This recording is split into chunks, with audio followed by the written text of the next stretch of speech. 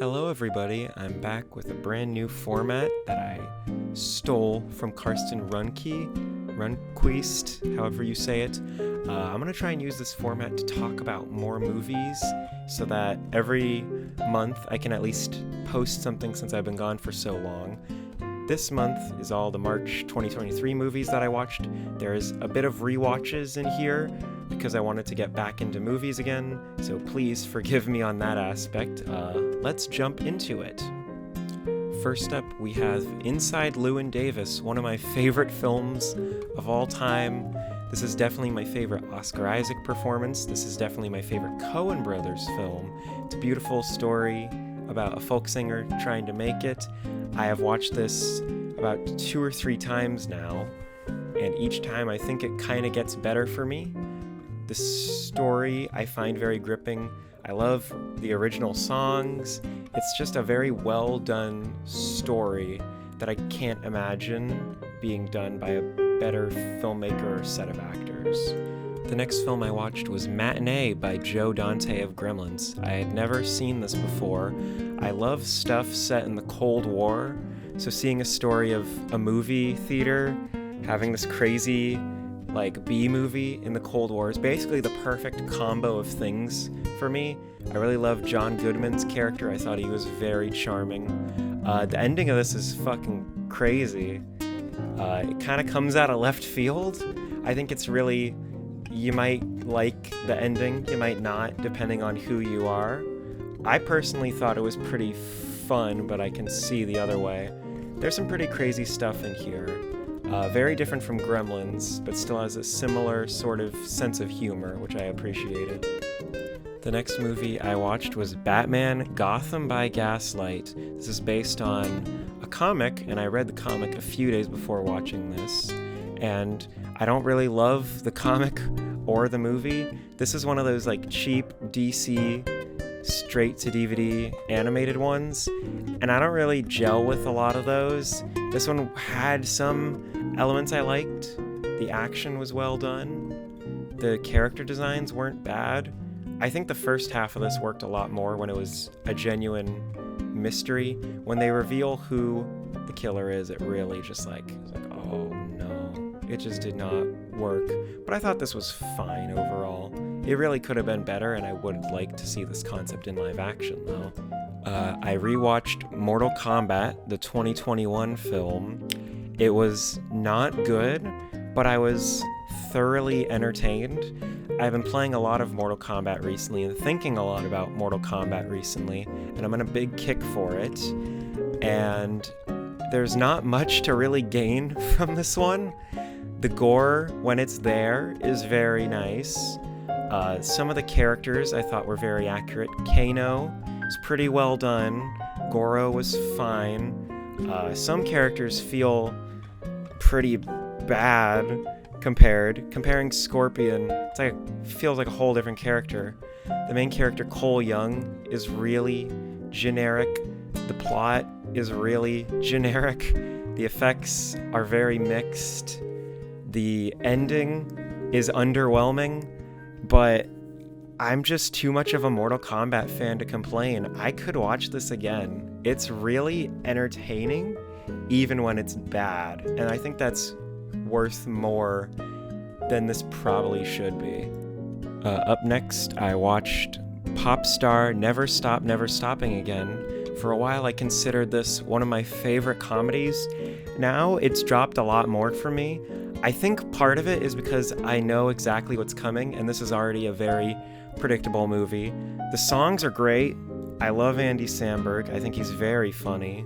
I think some bits in this are some of the funniest comedy bits in a movie, and some of the bits are not so hot, and it kind of ruins, maybe it doesn't ruin, but it does hurt a really good movie that I think if it had a script rewrite or redo, I think that could have been patched.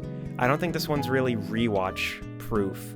I think it has pretty good pacing. I wish they played more into the documentary element. It's kind of dropped after about a third, maybe 2/3 if I'm being generous. it really doesn't keep that concept for very long, but I would have liked a Spinal Tap, but with The Lonely Island. I think that would have been cool. I also watched Nope for the first time by Jordan Peele, and I watched this in the worst possible settings. I watched a DVD copy of it blown up on a big projector with horrible sound mixing. So my score is generous. It was very hard to tell what was going on because the movie was so blurry. This is like the one movie that I'm going to review here that just don't take my rating as like how I actually feel, because I think there's some really good stuff. The whole like monkey sitcom scene was very well done. That was kind of the only part I could enjoy. It was the one part that was like simple enough to not annoy me. The ending was funny. I laughed at the ending because it was so goofy and took away a lot. I really didn't care for this one, even with the weird problems like that I had like watching it with the projection and stuff. I just found it to be very like uninteresting and slow. I liked ideas in it more than I liked the execution, and I think that's probably the best way I could sum up my thoughts. It just didn't work for me, but I can get why somebody might get more out of it. The day after I watched Nope, I watched Disney's Oliver and Company. This was a weird one. I only watched it to hear the one Billy Joel song that's in like the first 5 minutes, and then I watched the rest of the movie. It's fine. It's very generic Disney of the time. It's very late 80s, like hip, cool. Characters wear sunglasses a lot. I think that sets a good time frame. It was fine. It's pretty generic. There's some little animation moments I like. Like, what more do you want to say about Oliver and Company, right? Like, who cares? I also watched 6 Days to Air, The Making of South Park. This is a fascinating documentary about what goes into making one episode of South Park. They animate, storyboard, write, ship off an episode in 6 days, which is fucking crazy. I don't know anything like that. And you can just see the toll it is taking on all of the creators. The line that gets to me all the times I've watched this, all 2 times, is just like, every episode we make, I think, is the worst episode we've put out. I think of that a lot. I think it's very interesting. I do recommend this one. It's very short. I wish it was longer. That's really my biggest complaint. I wish it went a little bit more in depth with the animation field of it, and I wish it was like 15 minutes longer. It's pretty good though. I recommend. I watched another DC animated film, Justice League Crisis on Two Earths. Unlike Gotham by Gaslight, I remember very little about this movie. I remember liking James Woods as Owlman, the Counter-Earth version of Batman. I remember thinking, unlike Gotham by Gaslight, this has very boring action that goes on for a while, but I preferred the story of this one, so I kind of consider them about equal. Again, these scores are very generous. Like, I really didn't feel much watching this one. The best scene is the big fight between Batman and Owlman. All the scenes with Owlman are like the best stuff. The scene with Batman and Owlman, though, it has the most views on YouTube, and there's a reason why. It's like the one well-written scene of the whole thing. It's the only part I cared. Yeah, this wasn't great, but it was serviceable. I think that's a good word to use for these DC animated ones, is serviceable. Up next, I watched Creed. I had not seen a Rocky movie before, so my score is a little low because I had just about zero context for what was going on, but I did really enjoy this. I thought it was very well done. The fights were very well shot, very well edited. The dialogue scenes in between those fights is where I'm a bit more mixed. Some I really liked, specifically the interactions between Creed and Rocky, I think are some of the most well-done stuff in the whole movie. I didn't really care too much about Tessa Thompson's character, who I believe is named Bianca. She just felt like they needed a love interest, and I kind of wish she got more to do. But I didn't hate her. I think if I watched previous Rocky movies, I probably would have been a bit more into this, but I do plan on watching Creed 2 and 3 eventually. I didn't get to this month, which is too bad, but hopefully I'll get to see them in April. I also watched Nerve. This was really bad. I was surprised to see that this had an average score of 6 out of 10, because I thought this was fucking terrible. Nerve is like about this social media game where you do pranks, challenges to like win money. It was fucking awful. James Franco's brother, Dave Franco, is in this, and Emma Thompson, is that her name? I gotta check. Emma Roberts. God, I'm stupid. I did watch this with a commentary track because there was no way I'd be caught dead watching Nerve by itself. The rules made no sense. The ending was funny. There was a lot of weird interactions. A lot of just things that didn't make sense is basically this movie. I can't really say I was entertained either. I guess the commentary track did help, but besides that, it was just like, what are we doing here? Another movie I watched with a commentary track is The Fanatic, starring everybody's favorite Scientologist, John Travolta. The Fanatic is a pretty big meme movie, I think. I don't know if it's much of a meme anymore. John Travolta plays a mentally challenged person obsessed with a celebrity, and he gets into wacky hijinks. The ending of this fucking comes out of nowhere. It becomes a horror movie, but even if that didn't happen, John Travolta's performance is god-awful, and I'd say pretty offensive. His performance has been universally made fun of for this reason. Because, like, come on. It's already funny enough to make fun of John Travolta, but, like, God. The sound design in this was awful. The sets is a loose term. They just shot guerrilla style. Yeah, this was terrible. This was even worse than Nerve. Like, at least Nerve kind of looked like a real movie. The Fanatic looks like it cost... I want to take a guess. I have no idea. Like $10,000? It's probably more than that, but it's what it looked like to cost. In it, he dresses up as an English Bobby. I got a good laugh out of that. Yeah, this one is weird. I don't even know how to, like, describe it. My favorite line is when a bully in it, because John Travolta gets bullied, he says, "They're gonna be making mucho Donald Trump." I think that's really funny. Up next, the surprise hit from me, 80 for Brady. This was my third time watching this. This is one of those you would assume is so bad it's good. That's why it's on here, right? No. 80 for Brady is legitimately, like, good.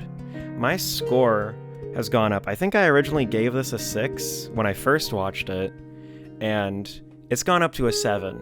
Because I love this. It is such a guilty pleasure, but I don't feel guilty watching it. I think it's legitimately fun. I love seeing old ladies watching football. It's really funny. Like, I laughed a lot more in this than I probably should have, even on my third viewing. I think it's great. I think anybody can sit down and just watch and enjoy 80 for Brady. This is like my most glowing review. I could just, like, talk about all the fun moments, but I kind of don't want to spoil them. There's a lot of good cameos. There's a lot of great scenes, and I think the highlight is the whole section at the, I was about to say NBA experience. Is it It's not MLB. Am I stupid? What's the sports thing? The sport experience they go to is a really fun location that has a lot of great bits. One of the characters has a romance novel. I don't want to spoil where that goes, but it has maybe my favorite line. Yeah, 80 for Brady is good. Get over it. Because Letterboxd counts this as a movie, I feel inclined to include it. Doctor Who: The Christmas Invasion, a TV special for Doctor Who. I've been rewatching the series pretty recently. I really like it. I mean, I've seen parts of it before, but like David Tennant is great as the Doctor. This episode is a good introduction to him. He's asleep for most of it, and even with that, it still is a great intro. I'm not going to talk about this too much because it's a fucking TV episode, but yeah, it's good for people who watched all of season 1 and then have this right after to be like, okay, they're transitioning well to a new Doctor. I rewatched True Stories, one of my favorites of all time, I'd say, with my friend who had never seen it. True Stories, I could not possibly describe. It's really more a set of vignettes than an actual plot. I love it though. It's directed by David Byrne of the Talking Heads, or Talking Heads, however you go. It's very quirky. I think this inspired Wes Anderson a lot. I'm not sure on that, but I'd like to believe. All the characters are so fun. The ending's great. The songs are great because it's David Byrne. It's really peaceful. This is another one like 80 for Brady that I could just sit down and watch like at any time. I think I've seen this like 3 times now. Maybe 2 times. I'm not exactly sure. But I love it. I think this is great. John Goodman, once again, amazing performance, even though he's pretty goofy in this one, especially compared to, what was it I saw him in? Matinee. I guess they're both pretty goofy. That's fine. He's good though. He's very fun. He has a cute arc where he wants to earn love. It's very nice. David Byrne playing the stranger in town is very fun. My favorite part in the whole movie is when he's driving a car and he's just jerking a fucking steering wheel back and forth like crazy. And I don't know why. I'll try and put a clip up if I can find it. The next thing I watched was both Shazams. I did not watch these back to back. I think I watched them a few days apart. But I'm gonna put them together because it makes sense to do that because they're kind of the same movie. Except I think the first one is just slightly better. I think the second one has a worse third act. I think the second one has worse villains, very generic villains, and neither movie has good villains. Overall, I like these a lot. I think they're very funny. Both of them. I think they are better than most MCU things that have come out in the past 2 or 3 years. And I've liked some of the recent Marvel stuff. I'm pretty generous towards it, but I think this is really fun. If the new DC stuff coming out has this same tone, I'll be pretty happy. I think Zachary Levi is very good in these. A lot of people complain about him. I really don't know why. I think he's fine. Like, he's fun to watch. There's a scene in Shazam 2 I really like where they save people on a bridge. I think that's very fun. That's probably, if you ask me, the best individual scene. In Shazam 2, there's a part where somebody commits suicide. They are hypnotized and commit suicide. That was very out of nowhere. I kind of appreciate it though. You don't get much stuff like that. If you ask me, Shazam 1 is like the more kind of interesting one. It has more horror stuff going on. Shazam 2 feels much more corporate. Whether you like that or not is, I guess nobody likes that. What am I even saying? I've been recording this for like a fucking hour. Yeah, both are fun. People hate Shazam 2. I don't know why. It's fine, right? Everybody who's seen it is like, it's fine. Next up, I went to an early screening of the Dungeons & Dragons movie, and I really don't have much to say about it. I thought it was pretty good. I thought the second act was pretty hit or miss. I really didn't care for Regé-Jean Page's character, I believe how you pronounce it. I might be wrong. He was way too much like Drax from Guardians of the Galaxy for me to like care. I thought he was pretty boring. He really didn't have much going on to get me interested, and he's introduced way too late and disappears about as quickly. In terms of stuff I did like, the action was really cool. Action is like the highlight of the whole thing. It's the cherry on top. The whole, like, scene where the shapeshifter is escaping, that's a great scene. Great scene. The whole, like, cool, what would I call it? Like, tournament thing where they have to escape a monster. Great. Awesome. Cool. Fun. Great. I love in this how whenever somebody's introduced, they sound like they're reading off a character sheet. Very good. I don't know if it was intentional. Maybe these writers just suck, but I thought it was kind of cool. I would like to see a sequel to this. I think if they tightened it up a bit next time, I would probably be a bit more open-armed like a lot of other people, but I can't say I disliked this at all. I actually thought it was pretty fun. Next up, I watched Hoodwinked 2, and let's get it out of the way. This is the worst movie I saw in March. I only watched this for one reason. There's been an inside joke where every once in a while, maybe like once every other day, me or my sister will pull up a video of Boingo the Bunny, the villain in the first Hoodwinked, saying, "You've been hoodwinked, baby." And it's so funny, and Hoodwinked 1 wasn't available on streaming, so we watched Hoodwinked 2, and it's fucking terrible, man. It's awful. It's got horrible animation, character design, art direction, voice acting. Nearly everything about it is bad. I don't really like giving movies ones. I think one is like, there's just nothing artistic here.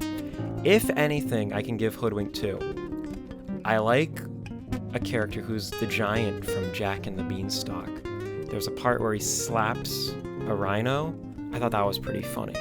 That's like the one genuine laugh I got. The rest I wasn't really miserable, but I was just like, dear God, this is long. It's like 75 minutes, and it felt really long. Somehow, I believe Glenn Close and Patrick Warburton are in this. What the fuck are they doing here? Get out of this movie. Next up, I rewatched one of my all-time favorite So Bad It's Good movies with a commentary track from the director, Freddy Got Fingered. I would normally talk about the movie, but I think just mentioning this movie and what happens in it might get me demonetized. We'll see. But the commentary track is really bizarre. It is very meandering and kind of hurt my enjoyment of the movie because the movie's already so crazy that adding a commentary track to it just kind of like dampens the craziness. I love this one though. It's the only movie that I have seen that I could call like sadistic. You know, I've seen like 5 of the Saw movies. Those are not sadistic. Freddy Got Fingered is sadistic. It feels like it was made by a crazy person, and that's why I love it. There's a scene where the main character helps a woman give birth. Like, this shit you can't fucking make up. Somebody breaks their leg and he licks the open bone. Like, that shit's awesome. I want every movie to have that. Why didn't Hoodwink 2 have that? Why didn't The Fanatic have that? All that has is John Travolta getting stabbed in the eyeball. Freddy Got Fingered is cool. Next up, I watched cult classic film Speed Racer. I really enjoyed this. I know the general consensus is kind of like, on it. I will say, the visuals are very dated, but work for the racing scenes, and the racing scenes are the best part. Any action scene in this, I think, is really good, legitimately good, and every other scene kind of ranges from terrible to okay. The twist at the end with Racer X is fucking terrible. I would cut that entirely. And everything else is pretty good. Yeah, race scenes, cool. We'll watch those. Could watch those forever. Those are good. But everything else, like, I don't want to watch a full movie again just to watch those scenes, right? There's a lot happening in this plot. Apparently this is considered a children's movie. There's so much shit going on in this. It's so overstimulating. Like, who is, like, letting their 6-year-old watch this? It's a pretty dark movie for a PG. Again, I appreciate that, but I'm just a little bit confused. I rewatched John Wick Chapter 3 in preparation for John Wick 4, which, don't worry, we'll get to. John Wick 3 is pretty good. It is not my favorite John Wick. It's not even my second favorite, but I do like it. I think it has some really great action beats.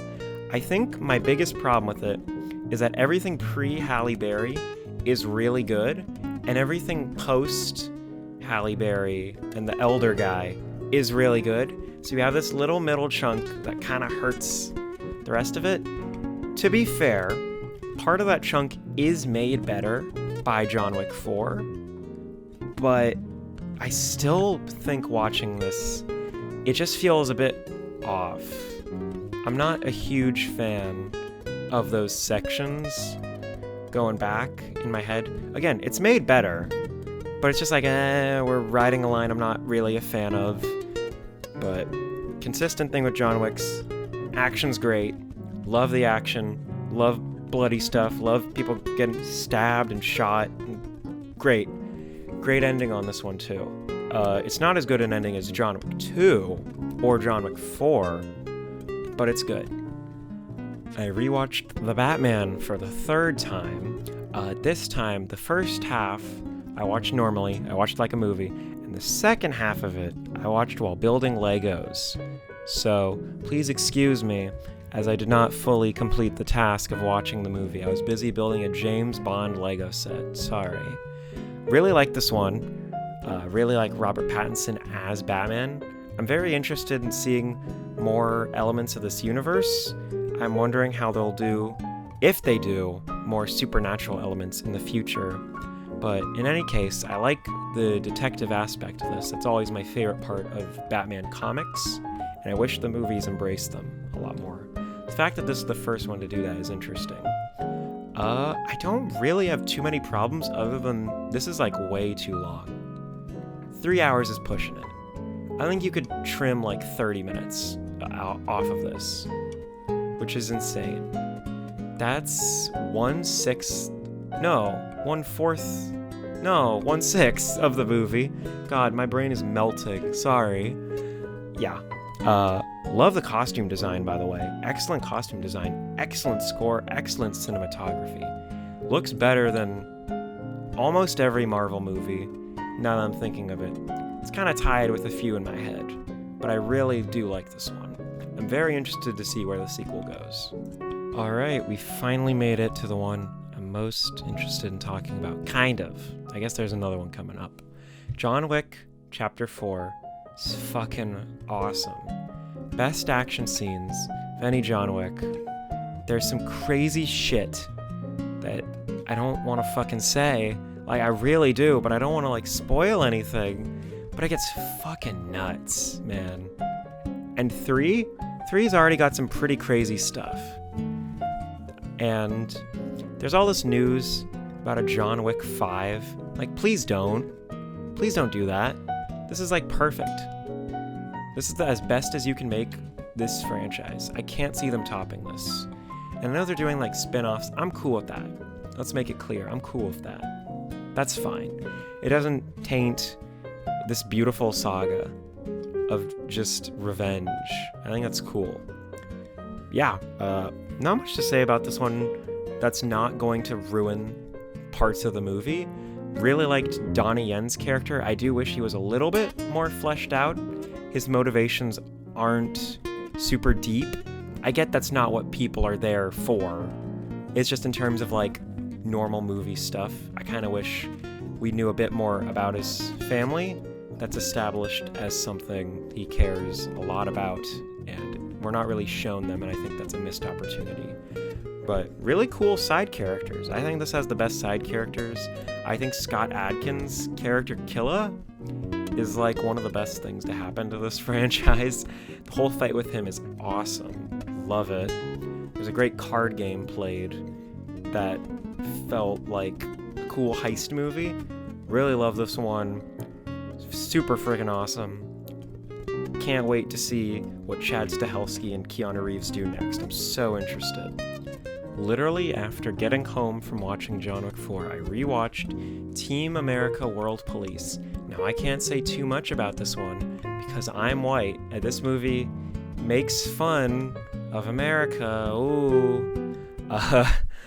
But besides that, I think this one's really funny. Not every joke holds up. Not even every joke is funny, but it is great satire. That's the main thing to talk about. The satire of American politics and America intervening in conflicts that they have nothing to do with is really funny. The main theme, America, fuck yeah, is iconic. I don't like using the word iconic for stuff that isn't, but everybody knows it. The songs in this, I forgot how good they were.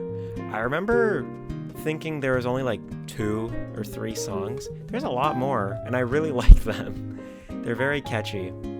The puppets are hilarious. In fact, you can always see their strings.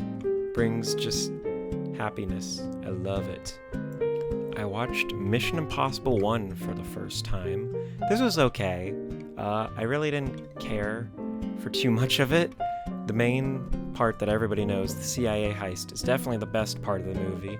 I think after the first third of this gets pretty good, and it stays consistently alright for the rest of it. I don't think Tom Cruise is great in it. I don't think he's ever been an excellent actor. I watched Top Gun Maverick a few months ago, and I wasn't really blown away by that either. Obviously, it's probably not his best performances, but I think it's worth pointing out since they're 2 of his most famous. Yeah, there's really not much to say. Something that personally annoys me, this is kind of spoilery, but this movie's also like 27 years old, so who cares? When he's putting the gum on the helicopter and he screams red light, green light, that pisses me off. I don't know why. Something about the delivery just makes me so upset hearing that. I really don't know why.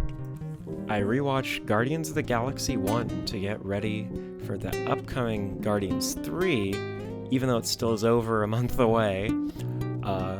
I should mention that the Guardians of the Galaxy are like my favorite Marvel Cinematic Universe characters. This first one's really good. There are problems I have. I think the color palette can get pretty bland, specifically on the Nova planet. It's a bit boring. I think the villain is pretty generic. I think that... I don't know. Is that really all I can complain about? Oh, I know. Gamora is really boring in this one. She gets better in Volume 2. She is pretty much just the, like, upset lady in this movie, and I wish they did more with her in this one. Besides that, this is very fun. Favorite sequence is probably the prison escape. Love it. Love that. Yeah, I think everybody's seen this. Like, why am I still talking? You already know, like, I'm gonna like it, right? God, why am I even doing this? I rewatched The French Dispatch. I had a very short day, so I was like, I'm gonna put on The French Dispatch because I really like it. And I liked it less this time.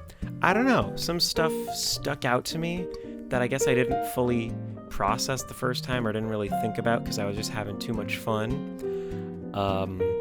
I don't really know if I have a favorite story. I really like Owen Wilson's, even though it's not one of the main 3. I think if I had to choose my favorite, it'd probably be the Timothée Chalamet one, which is funny because that's like the one most people like seem to like the least. It just seems the most consistently like well-rounded. Maybe the Painter one's my favorite. God, you could tell I like this because I'm like, which one is the best one? Oh, they're all good. Like all of the performances, great, huge cast, great production design, especially on the Painter one. That one's really great. I love the animated bits that happen. I wish Wes Anderson did a whole movie in that art style. I think that'd be very cool. This is probably my favorite live-action Wes Anderson one. I don't really care for Life Aquatic or Grand Budapest or Moonrise Kingdom. This one is my favorite, and I think that's kind of controversial. I kind of want to, like, know what people think about that. And finally, the last movie that I watched in March is Sherlock Jr. from 1924 by Buster Keaton. This was fucking fantastic. I don't like giving out instant 10s for movies I've never seen. This was an instant 10. I think I loved every single detail. The story is funny. I laughed a lot. And this is a 100-year-old movie, and I laughed a lot. There's some incredible effects in here. There's some shit I don't even know how the hell they did. It's amazing. And I'm not, trying to be hyperbolic. I was legitimately blown away. The last time I was this blown away with a movie was probably, Mad Max Fury Road. It's crazy just how, good this is. It's free on YouTube. It's got Buster Keaton.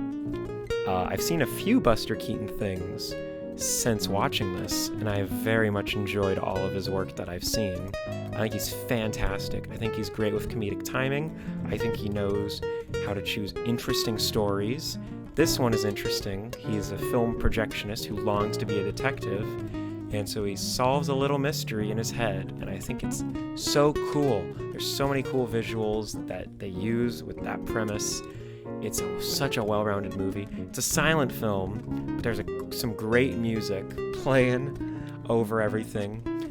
Yeah, this is my second favorite of the month. My favorite is probably Inside Llewyn Davis, because I've known it longer. I've loved it. Yeah, this one's so good. If there's any on here I think you should just watch, just go in and watch. This one is it. Well, that was exceedingly long. Jesus Christ. If you watched this far, your poor soul. I watched a lot of stuff. I'm very happy I watched a lot of stuff. The stuff that I had never watched before, I either liked or I didn't really care too much for, but I think I liked most of what I saw, and I think that's pretty cool. I'm very excited for what I watch in April. Again, I've already been watching bunch of Buster Keaton stuff, catching up with some stuff that I need to. There's a lot of cool, interesting releases. Evil Dead Rise, I'm very interested in. The Mario movie, I'm seeing tomorrow after I record this. Yeah.